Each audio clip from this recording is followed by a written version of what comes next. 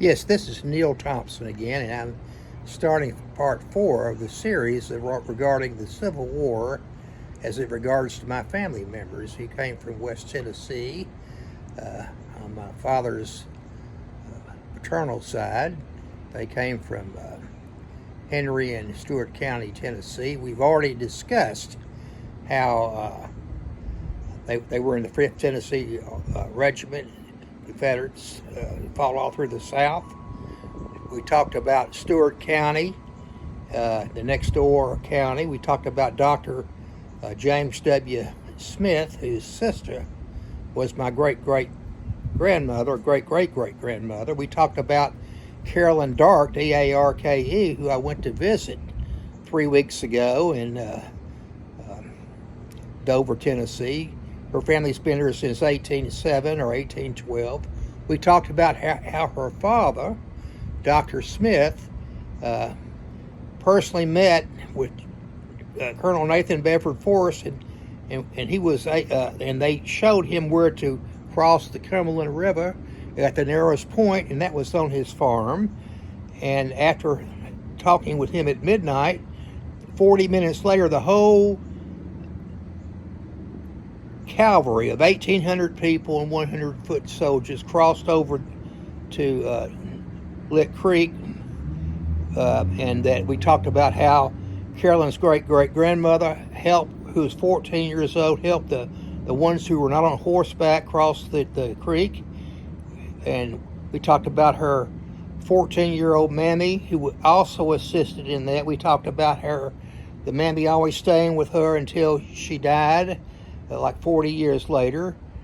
We talked about the vigilante sniper. The vigilante sniper was a personal friend of Dr. Smith. He was a farmer, kind of an affluent farmer. He had 2 young teenage boys who were hunting in the woods near his farm near Dover. A Yankee patrol thought they were bushwhackers. They murdered these 2 boys, and then cut their heads off, severed their heads, and put them on a stake on the fence post by Jack Henson's farm.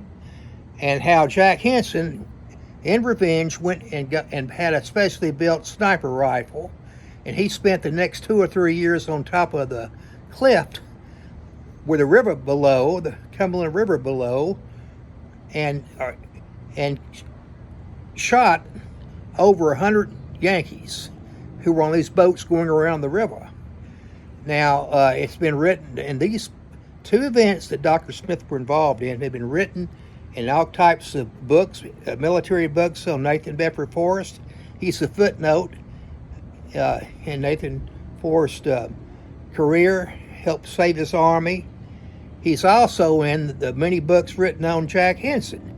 So now below, you'll see a video of my cousin discussing how her grandfather or father was interviewed before he died 30 years ago, and he talked about Jack Henson. All this history's been preserved.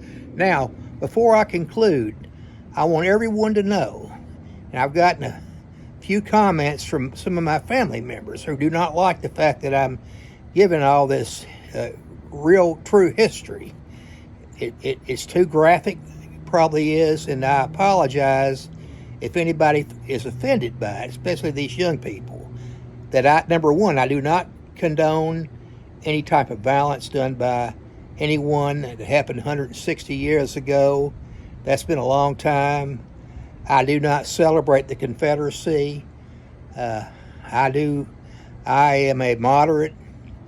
I just want you all to understand that I'm giving you all the history that you will not read about or see about, because you know what? It's not popular, and they really don't want these stories told. But I'm 75 years old. I'm not going to be here too many more years, and believe me, my sons will never let it be known.